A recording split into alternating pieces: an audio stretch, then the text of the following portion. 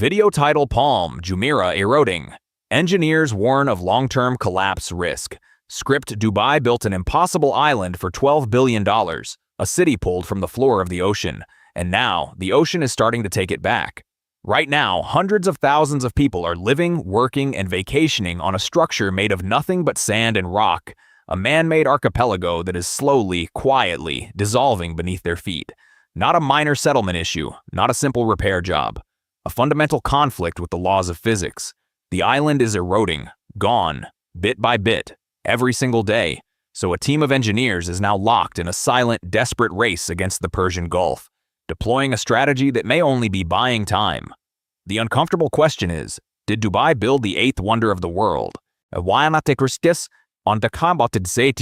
did they just construct the most expensive sandcastle in human history?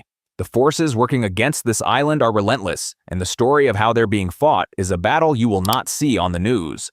An enormous percentage of people who get value from these deep investigations forget to subscribe. If this kind of analysis is important to you, hit that subscribe button right now so you don't miss what we uncover next. It is important. Let's begin. The Palm Jumeirah was never just an island, it was a statement. In the late 1990s, Dubai was a city undergoing a transformation so rapid it defied conventional logic. Fueled by oil wealth but acutely aware that the oil would one day run dry, the city's leadership under Sheikh Mohammed bin Rashid Al Maktoum embarked on one of the most ambitious economic pivots in modern history. The vision was to remake Dubai into a global hub for tourism, finance, and luxury, a destination that could compete with London, New York, or Singapore. But there was one fundamental problem. Geography. Dubai had only 72 kilometers of natural coastline. For a city whose future economy was staked on sun, sand, and sea, that was a crippling limitation. 72 kilometers was not enough beach to house the hotels, the resorts, the luxury villas, and the millions of tourists needed to make the economic model function. The land simply did not exist, so they decided to build it. The plan was audacious to the point of seeming impossible. Not just extending the coast, but creating entirely new land in the shape of a colossal palm tree, a symbol that would be recognizable from space. It was a project born of pure necessity. A marketing stunt and an act of existential economics all at once. The goal was to add 520 kilometers of new waterfront property to a city that had run out of its own. It was a solution of breathtaking scale and unprecedented risk. Engineers had built artificial islands before. The Netherlands had reclaimed land from the sea for centuries. Hong Kong's airport sat on an artificial platform, but no one had ever attempted to build something this large, this complex in its shape, and in a marine environment as challenging as the Persian Gulf. They weren't building a functional platform, they were building a piece of art, and they were building it out of the one resource the desert ironically lacked: the right kind of sand. The construction of the Palm Jumeirah was a war fought with geology and logistics. The first problem was the material itself. It is a strange paradox that a city surrounded by an ocean of desert sand had none that would work. Desert sand, eroded by wind over millennia, is too fine, its grains too smooth and rounded. Piled together underwater, it would simply wash away, dissolving like sugar. The engineers needed marine sand, coarse angular grains dredged directly from the sea floor, whose jagged edges would lock together under pressure, creating a stable foundation. So they sent a fleet of dredgers 10 nautical miles offshore into the deep waters of the Gulf. These massive ships scraped the seabed, vacuuming up millions of cubic tons of sand and sailing back toward the coast. The process they used was called rainbowing. The ships would pump a slurry of sand and water out through a massive nozzle, arsing it through the air and onto the target location. Layer by layer, the island began to emerge from the water. 94 million cubic meters of sand. Enough to build a wall 2 meters high that could circle the entire globe 3 times. To get the shape right, an effort that required sub-meter accuracy from miles out at sea, they relied on a private satellite network. The world's first civilian use of differential GPS at this scale. Every dredger, every vessel, every piece of equipment was tracked in real time, its position known to within a few centimeters. The chief engineer on the project could sit in his office and watch on a screen as the palm fronds took shape, one arc of sand at a time. The sand was not just dumped, it was compacted. A technique called vibrocompaction used enormous, vibrating probes plunged deep into the newly formed landmass. The intense vibrations forced the sand grains to settle, to lock together, eliminating water pockets and increasing the density of the foundation. They were, in effect, trying to artificially accelerate a geological process that normally takes thousands of years. They were trying to turn loose sand into solid ground. Tenaside, a foundation, a landmass that could support hotels, apartment towers, and the lives of tens of thousands of people. But sand alone could never survive the open ocean. An island made of nothing but sand is just a temporary beach. The real key to the Palm's survival was its protector, the crescent, a massive breakwater, 11 kilometers long, wrapping around the entire structure. It was designed to absorb the energy of the waves before they could ever reach the delicate palm fronds inside. It is, in its own right, one of the largest marine construction projects ever undertaken. Built from more than 7 million tons of mountain rock, quarried from the mainland and transported by a fleet of over 1,000 trucks working 24 hours a day. The breakwater was not a solid wall. It was a carefully engineered filter. A base layer of sand, a middle layer of small rocks, and an outer shell of massive multi-ton boulders, each one individually placed by a crane using GPS coordinates. This structure was designed to dissipate the force of the waves, allowing some water to penetrate but robbing the waves of their destructive power. So what does it feel like to live on an island that requires a colossal, multi-billion-dollar shield just to exist? That's a question most people never have to ask themselves. Let me know in the comments what you think the true cost of an engineering marvel like this really is. We read all of them. The construction took 6 years. It was a triumph of logistics, engineering, and sheer brute force. And by 2006, the world's most famous artificial island was complete, or so it seemed. The problem with declaring war on the ocean is that the ocean never stops fighting back. The first sign of trouble was the water. Inside the tranquil, protected space between the crescent and the palm fronds, the water became stagnant. The massive breakwater, designed to protect the island, was working too well. It blocked the natural tidal currents that would normally flush the area. And the water trapped inside the fronds began to die. It became cloudy, choked with algae, and starved of oxygen. It was an ecological crisis hiding inside an engineering one. The developers, Nakheel Properties, had to react fast. They cut 2 massive channels into the crescent breakwater, 100-meter wide gaps to allow the tide to flow in and out, to let the system breathe. It was an emergency modification to a design that was supposed to be perfect. And it was a preview of a much larger, more fundamental problem that was just beginning to reveal itself. The island was alive, and it was moving. The core of the issue is a process called longshore drift. In any coastal system, waves rarely hit the shore head-on. They arrive at an angle, and as they do, they pick up sand and carry it laterally along the coastline. This constant movement of sediment is how beaches naturally build up in some areas and erode in others. It is the planet's own maintenance system. The Palm Jumeirah is a colossal $12 billion obstruction placed directly in the path of that system. The crescent breakwater stops waves, but it also stops the flow of sand. This has 2 critical effects. Down current from the palm, the natural supply of sand has been cut off, causing accelerated erosion on Dubai's natural coastline, beaches that are now starved of the sediment they need to survive. But the more insidious problem is what happens to the palm itself. The sand used to construct the island is not static. It wants to move. The waves that do make it past the breakwater, the currents that flow through the frond channels, the simple physics of water against granular material, what all of it conspires to pull the island apart, grain by grain. Engineers knew this would happen. They planned for it. They called it beach replenishment, and it was built into the operational budget from day one. But the rate of loss was faster than models had predicted. The northeastern flank of the crescent, the side that faces the prevailing Shamal winds that blow down the Gulf, was taking a beating. The waves, although diminished by the breakwater, were still powerful enough to scour the sand from the ends of the fronds. In the language of the engineers, the island was smudging. The crisp, perfect lines that had been drawn with GPS-guided dredgers were beginning to blur. Satellite images, when compared year over year, showed the change.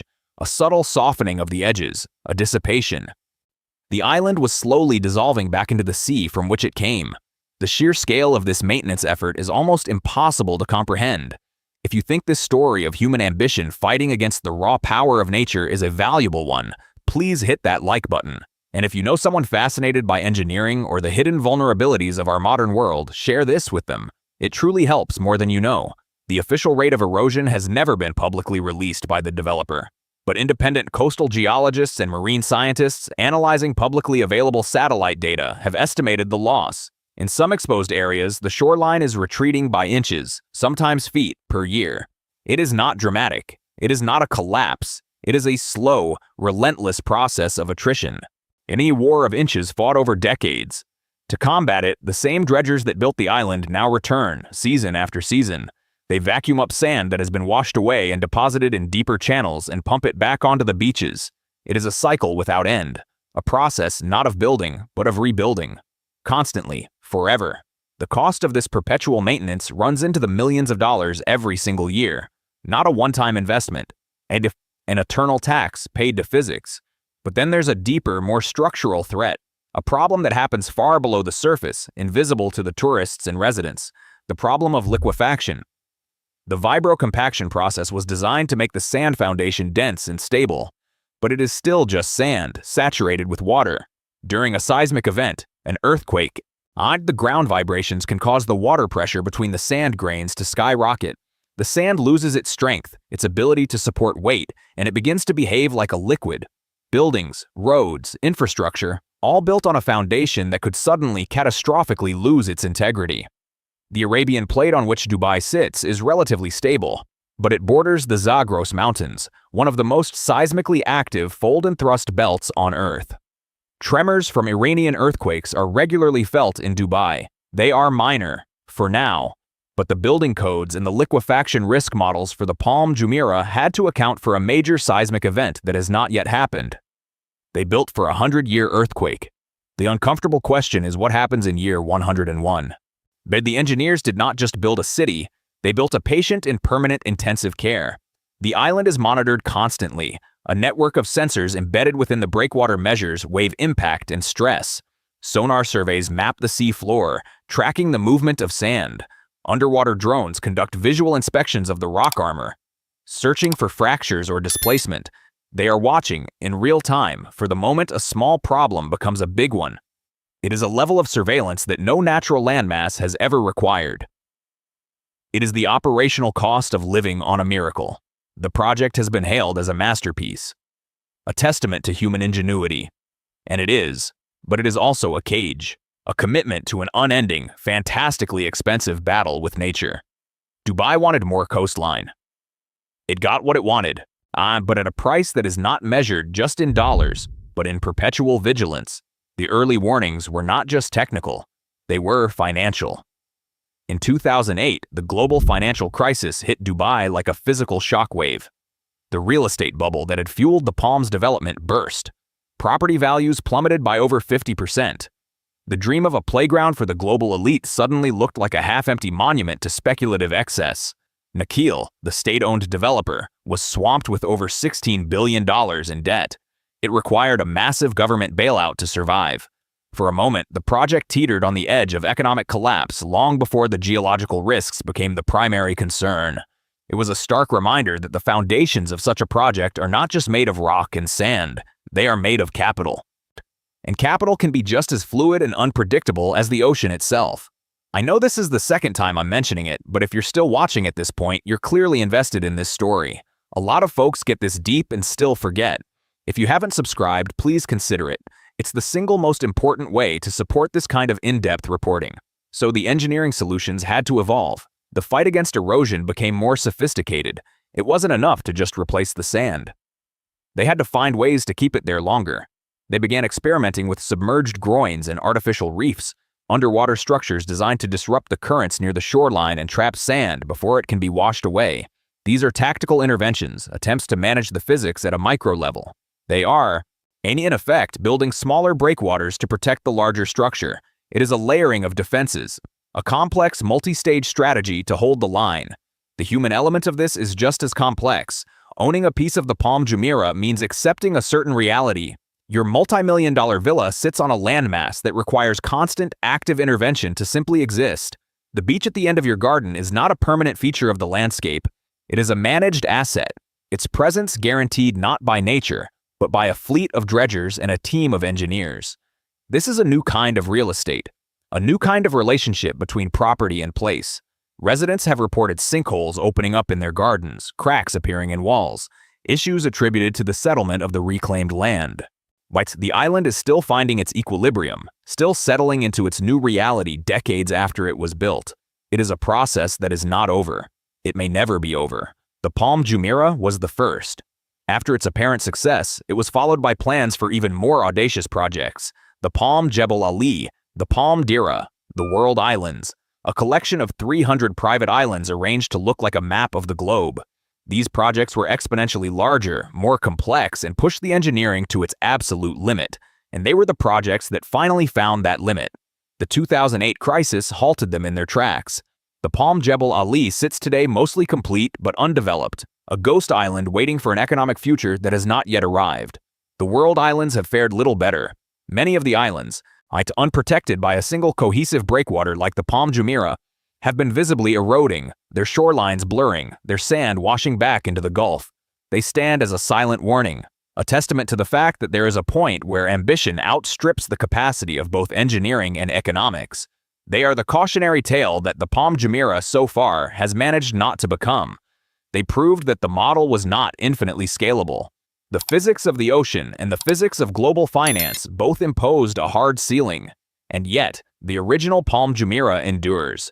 It is a thriving community, home to over 80,000 people, dozens of world-class hotels, a city in its own right sitting in the middle of the sea. By that measure, it is an undeniable success. It achieved its primary goal. It put Dubai on the map and created the waterfront real estate that its economic model demanded. The engineering, for all its compromises and unending costs, has held. The battle is being fought, and for now, it is being won. But the biggest threat is one that the original designers could not fully account for. The one threat that no breakwater, no matter how large, can ever stop. The slow, inexorable rise of the sea itself. The island is not safe. The perpetual maintenance, the dredging, the monitoring, none of it is enough, because the baseline is changing. Climate projections for the Persian Gulf are unambiguous. Global warming is causing sea levels to rise. The current rate is estimated at 3 to 5 millimeters per year.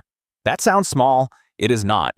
Compounded over decades, it represents a fundamental change in the operational environment of the Palm Jumeirah. Every millimeter of sea level rise is a threat multiplier. It allows waves to ride higher, striking the breakwater with more energy and reaching further inland.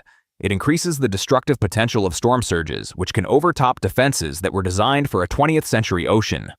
The breakwater was built with a specific freeboard, a height above the average sea level, designed to handle a 1-in-100-year storm. But as the average sea level itself rises, that safety margin shrinks. The 1-in-100-year storm becomes a 1-in-50-year storm, then a 1-in-10-year storm. The defenses that were sufficient for the world in which they were built become progressively less sufficient for the world that is coming. At some point, what the cost of raising the breakwater, of adding more rock, of replenishing sand at an ever-increasing rate, will become economically untenable. This is the final, uncomfortable truth. The Palm Jumeirah was designed with a static view of the ocean.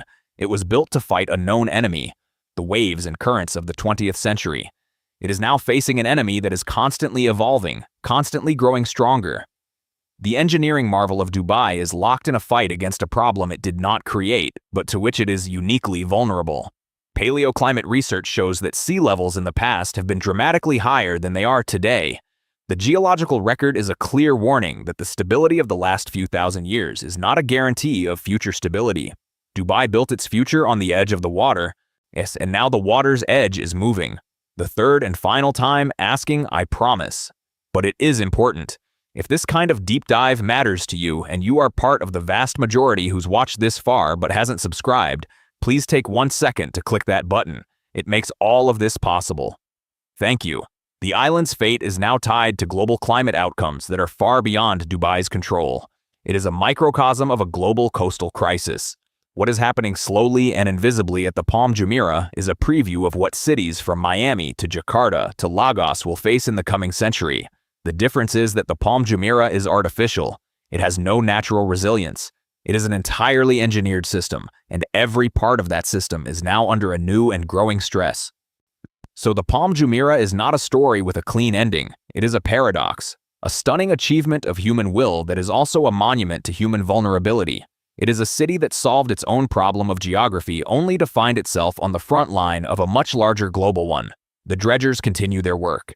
The engineers continue their monitoring. The tourists continue to arrive. The island exists right now as a gleaming symbol of ambition and luxury. That is not nothing. It is extraordinary, but it is also not permanent.